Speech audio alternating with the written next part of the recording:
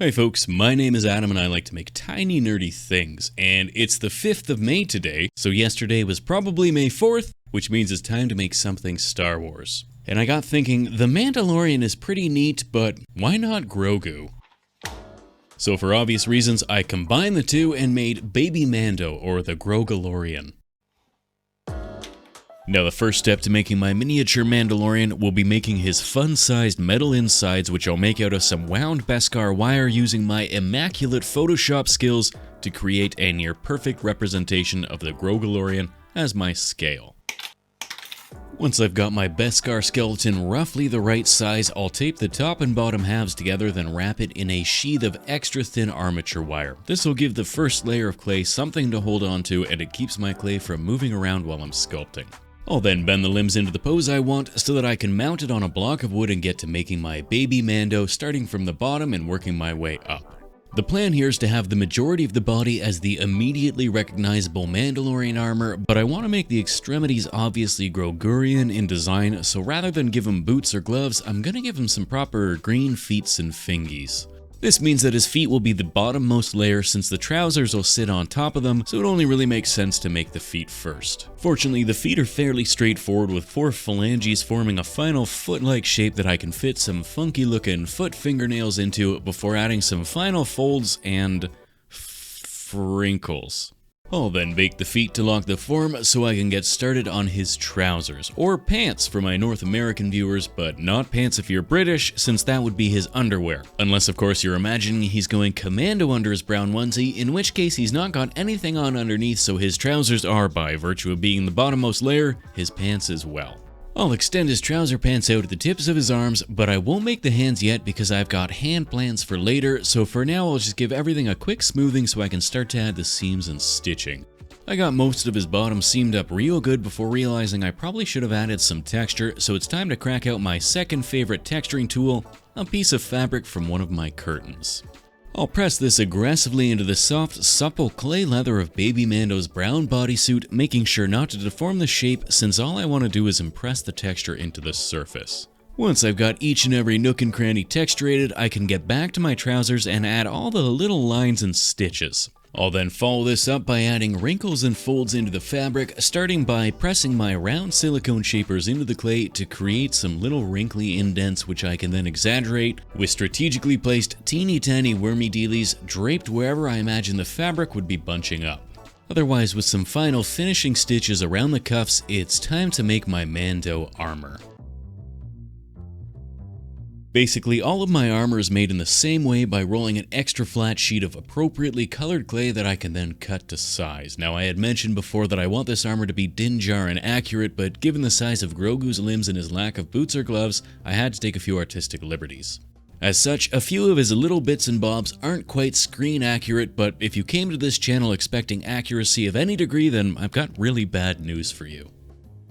Now at this point, I've got the majority of his leather leg wrap sorted out, and I've made a bunch of teeny tiny toothpick bullet casings that I painted silver and pressed in place. Then it's onto the actual armory bits of his lower body, starting with his right leg knee brace thing, which I'm making out of Super Sculpey rather than the usual colored clay. Super Sculpey is a lot firmer, so it lends itself really well to metallics and plates, since you can get it really nice and smooth. With the knee brace in place, I'll add a few more worms of brown clay to add some bunched up fabric on the knees, then get to work making the upper leg plates, which I initially made out of brown and beige clay since I was planning to paint the armor with Mando's colors, but a little later on I'm going to peel these plates off so I can replace them with some Super Sculpey, which will be easier to paint with the eventual Grogu green color scheme. Finally, I can add some wrinkles and sleeves to his upper body before popping it into the oven so I can save my progress and get to work making his armor. Now, much like a Brittany or a Megan in autumn, Mando's fashion style is all about that layering. His upper body starts with a dark beige linen undercoat with the mandatory banana protector hanging down and some extra padding on the hips to hide his muffin top. I'll then add some extra metal plates to protect Grogu's pockets and wrap his waist in the timelessly fashionable brown leather belt, which will, of course, get a bunch of toothpick bullets attached around the side, followed by a fancy little metal buckle. A little slab of gray clay with some brown clay and a set of 3 teeny tiny cylinders will make up my trio of thermal detonators for his left hip, and I'm ready to get back to layering up his torso with another beige, but this time slightly lighter beige surcoat. To make sure it fits, I'll add it in sections, then cut away the excess before blending all the seams together. I can then start to cut the various indents and details into the surface before breaking out a slightly coarser piece of curtain fabric that I'll use to add the final textures on top. The Grogalorian's chest plate will be made of more of the Super Sculpey, which goes on as a couple pieces of slightly oversized clay shapes that I can then refine by cutting away the excess until I've got the right shape and size.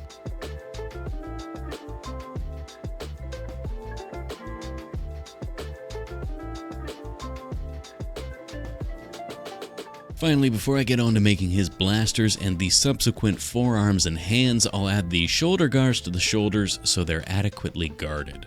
Otherwise, it's into the oven to bake again while I get to work making some weapons. Now, rather than make the weapons from scratch, I found a couple terrific miniature 3D models of the Mando's pistol and rifle, which I sent over to my state-of-the-art 2D printer. Then it was just a case of cutting away the supports, leaving me with a terrific tiny pistol template that I could use to get a somewhat accurate shape for my blaster.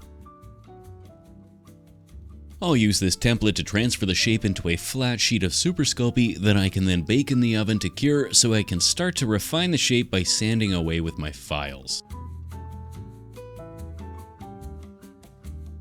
Once the basic shape is basically shaped out, I'll file a rounded groove into the top so I can add a toothpick barrel, followed by a random assortment of tiny squares and cylinders until it looks kinda like a teeny tiny blaster. To paint the metal of my gun gray, I'll use some gunmetal gray followed by some little highlights in silver and copper before painting the grip with a light brown. Finally, for some easy weathering, I'll give the entire gun a heavy coat of black wash. I made the rifle stock using the same 2D printer technique, then filed the surface so it's nice and smooth before drilling a teeny tiny hole into the tip of the receiver so I can fit a bamboo kebab skewer on as the barrel. Some gray greeblies as well as an armature wire rod underneath will add some more detail, and I can start to add some extra bits and bobs, attach a custom toothpick scope, the 2-pronged trident tip, and finally the trigger and guard. Some more gunmetal gray will do the bulk of the base coating with silver and gold for the rest of the rifle, and the stock I'll paint with a nice dark mahogany. Then a final weathering with black, and I can set the rifle aside for now while I get to work on my hands. Baby Mando's hands are, of course, green and tri-digited, which I'll make by squishing a little ball of green clay into a blob and then cutting a couple fingers and thumb into and then pinching and rolling till I've got the right size and shape. I can then stick it onto the nub of my arm, add some oversized gnarly fingernails, then stick my gun in place in a very cool cowboy pose. The Grogalorian follows standard gun safety, so it's finger off the trigger and I can get a bit more detail to the hand before adding the cuff to help make it look a little bit more natural. To make the vambraces, I'll start with a little trapezoid over the top of the hand, then wrap a thin sheet of clay around the forearm before adding some little lines and a couple stacked layers of clay to bulk it all out. Otherwise, that's the majority of the body finished, so it's time to make the most important part, his head.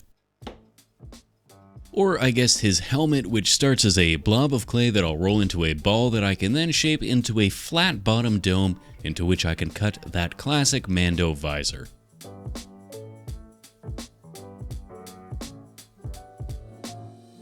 A couple haphazard hacks with my scalpel will remove the majority of the clay on the cheeks, and a little finessing should leave me with a decently accurate attempt at the shape.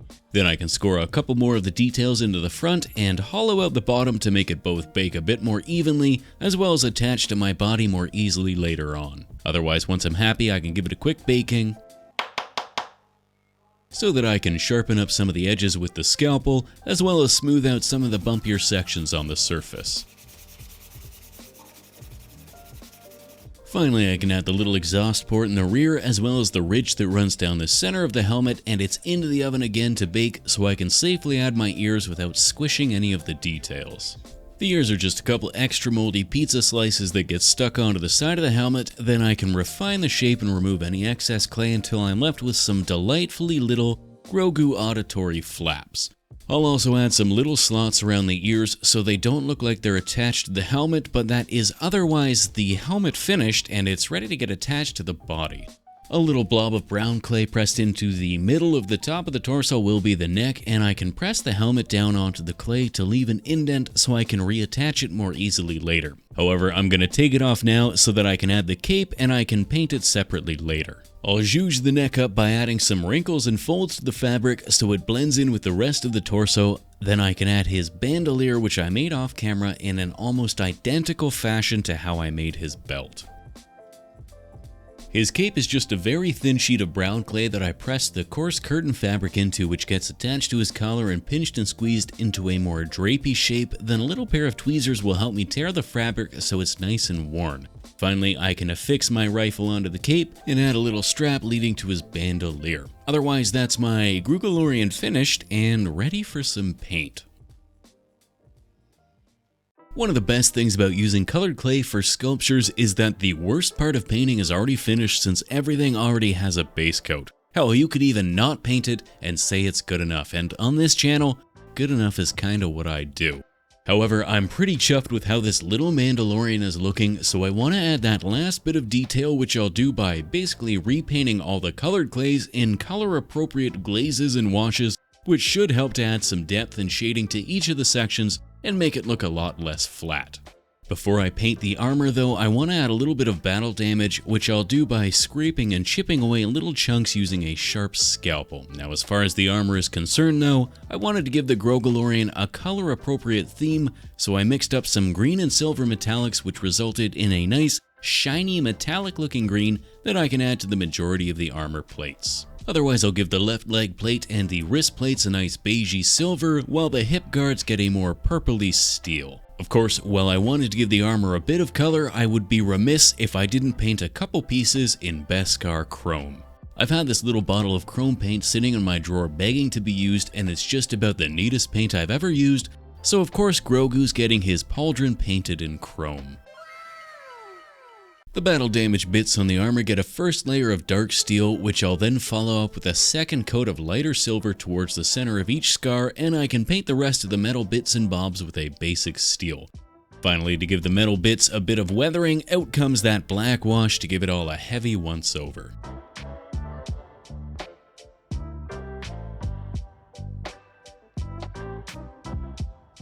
His toes and fingernails are a bit too clean, so I'll give them all a healthy coating of sepia wash before painting the last little details with some brighter, more vibrant colors, which should stand out nicely against all the brown and dirty metals. Last but not least, it's back to his helmet to chrome his dome. Now this stuff applies a lot more easily and a lot more smoothly with an airbrush, but it's alcohol based, so it's trickier to clean up, and I'm lazy, so a brush it is.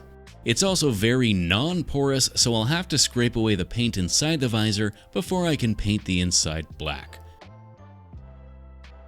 Then the ears will get a couple layers of pinks and darker pinks, and I'm finally ready to attach his head to his body. And with that, Baby Mando the Mandalorian is finished. All he needs now is a little base to stand on. And when I say little, I mean little. Now in my mind's eye, the Mandalorian was a spaghetti western which took place in the desert and nowhere else, so for Grogu's pedestal, I figure I'll make a nice sandy rock. This little block of leftover foam is the perfect size and height, so all I need to do is chop away at it until I've got a slightly more natural looking striated stone outcropping. Of course, if it's going to be a stone, then it's time for a rock. Rocks are my #1 favorite texturing tool, since the more haphazard and chaotic you are, the more natural your piece ends up looking. Sometimes though, a gentle touch is all you need. Once I've got my rock looking rocky, I can apply a dark brown base coat that's 1 part brown paint for color and 1 part Mod Podge for protection. Once that's dried, I'll work my way through a series of progressively lighter brown dry brushes until I'm left with a multi-toned brown desert rock. I'll then give the top of my rock a thick coating of PVA glue, then dust the top with a healthy serving of sandy beige grout. Grout's a great sand substitute at this scale since it's incredibly fine, and if you don't wear a mask while you apply it, you get to enjoy a nice thick coating on the inside of your lungs. A bit of normal sand and some pebbles will add some extra texture, and I'll give the whole thing a dousing in isopropyl alcohol, followed by some thinned out PVA glue to lock it in place. Otherwise, once it's dried, I can drop the Mandalorian in place and, well, that's us done and onto the glamour shots.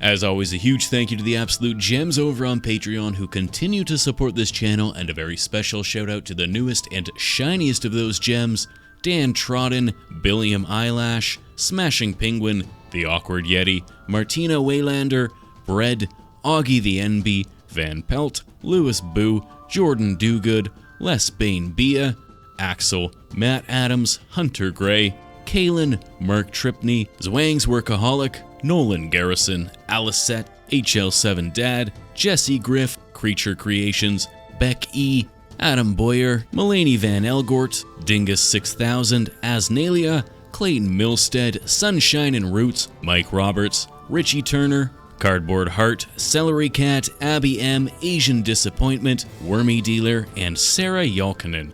You are the shiny Beskar hat into which this channel's adorably oversized ears poke out. Happy belated Star Wars Day, everyone, and may the 4th be with you. Although, I guess today is the Revenge of the 5th, so, you know, let the hate flow through you and all that. Otherwise, we'll see you next time. Cheers.